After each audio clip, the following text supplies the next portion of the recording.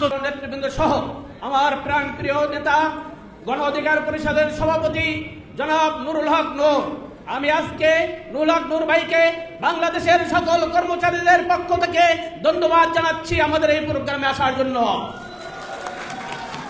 প্রিয় উপস্থিতি, প্রিয় সাংবাদিক ভাইরা, আপনারা জানেন আমরা 2019 সাল থেকে কর্মচারীদের দাবি দেওয়া নিয়ে মাঠে দাবি দেওয়া নিয়ে বিভিন্ন বাংলাদেশের বিভিন্ন বিভাগ বিভিন্ন জেলায় ঘুরে আসছি। আমরা আজকে নতুন আন্দোলন করি না।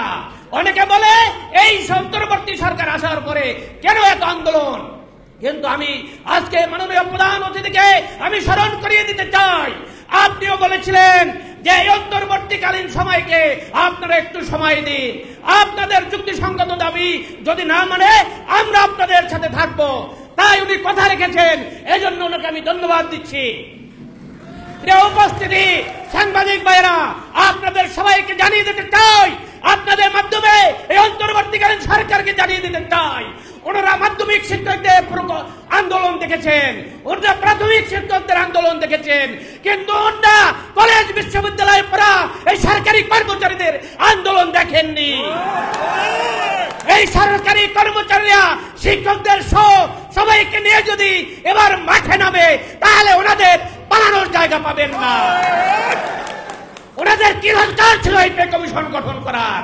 ওনারা অবশ্যই বুঝতে পেরেছিল পে কমিশন দরকার এই মুহূর্তে, এজন্যই ওনারা গঠন করেছিলেন।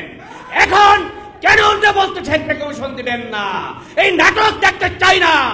আগামী আমি নুরুল হক নূর ভাইকে অনুরোধ জানাবো, আপনি দয়া করে আমাদের পাশে থাকবেন। আজকে যেভাবে আছেন আগামী দিনেও আমাদের আন্দোলনে সংগ্রামের রাজপথে আপনাকে আমরা পেতে চাই। আমি সরকারকে উদ্দেশ্য করে বলতে চাই, আগামী 30 নভেম্বরের ভিতরে যদি পে কমিশনের রিপোর্ট জমা না দেওয়া হয় তাহলে 1 ডিসেম্বরে আমরা বাংলাদেশের সকল কর্মচারীরা আমাদের আগামী দিনের কর্মসূচি বাস্তবায়নের জন্য প্রতিনিধিদের নিয়ে বসে আগামী দিনে কি কর্মসূচি হবে সেই কর্মসূচি ঘোষণা করবে ইনশাআল্লাহ আগামী 1 ডিসেম্বর। আপনাদেরকে আমি অনুরোধ জানাতে চাই, এই নেতৃত্ব যদি যে কর্মসূচি দেবে আপনারা সেই কর্মসূচিতে মাঠে থাকবেন কিনা। আজকে এখানে আমরা বাংলাদেশের সবাইকে ডাকি নাই, সকল কর্মচারীদেরকে ডাকি নাই, আমরা ডেকেছি শুধু প্রতিনিধি ভাইদেরকে। এখানে বাংলাদেশের 18 লক্ষ কর্মচারীর প্রতিনিধিরা উপস্থিত আছেন। আপনারা এলাকায় গিয়ে সবাইকে সতর্ক করবেন, সবাইকে সাবধান হতে বলবেন, সবাইকে প্রস্তুতি নিতে বলবেন। আর করে বসার সময় নেই। আগামী 30 নভেম্বরের ভিতরে যদি পে কমিশনের রিপোর্ট পেশ না করা হয় ইনশাআল্লাহ 1 ডিসেম্বর থেকে আন্দোলন চলতে থাকবে। এমন আন্দোলন আসবে পে কমিশন না দিয়ে এই সরকার কোথাও যেতে পারবে না।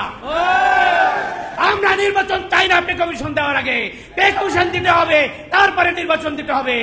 তাহলে বাংলাদেশের 18 লক্ষ কর্মচারী নির্বাচনের দায়িত্ব পালন করবে না। কি আপনারা কি দায়িত্ব পালন করবেন? আমরা দীর্ঘ 10 বছর যাবৎ কান্না করতেছি, আমাদের চোখের পানি শুকিয়ে গেছে।